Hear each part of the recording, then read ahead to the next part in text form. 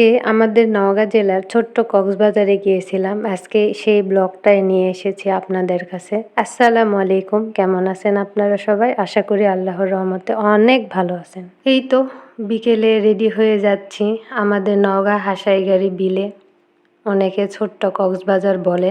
আসলে মাঝে মধ্যে না একটু করে বাহিরে ঘুরতে যাওয়া মনের অনেক মানসিক শান্তি দেয়। তো আমাদের ক্ষেত্রে প্রবাসীর বউ যারা, তাদের জন্য অনেকটা টাফই হয়। তাদের স্বামী যদি একটু অন্যরকম হয়, তো মার্শাল্লাহ আমার হাজব্যান্ড সব দিকে আমাকে অনেক সাপোর্ট করে। যে আমি একা থাকি, আমার কি করলে ভালো লাগবে, সে আমাকে সাপোর্ট করে। তো আজকে খুব কাছের একটা প্রিয় মানুষের সঙ্গে ঘুরতে বের হলাম এই হাসাইগাড়ি বিলে। ঘুরতে বের হয়ে আসলেই মনটা এতটা শান্তি পেয়েছি এবং এতটা মানসিক শান্তি হয়েছে যা বলে প্রকাশ করতে পারবো না। আমরা প্রবাসীর বউয়েরা অনেক সময় অনেক ব্যাপারে মানসিক অশান্তিতে থাকি।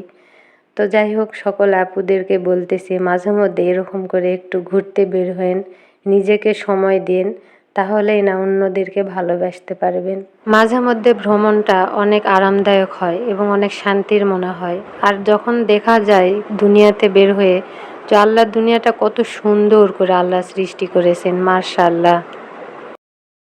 তো যাই হোক, দেখেন কত সুন্দর একটা জায়গা, তার উপরে নৌকায় করে ঘুরতে যাওয়া আসলে অনেক অসাধারণ মনে হচ্ছে।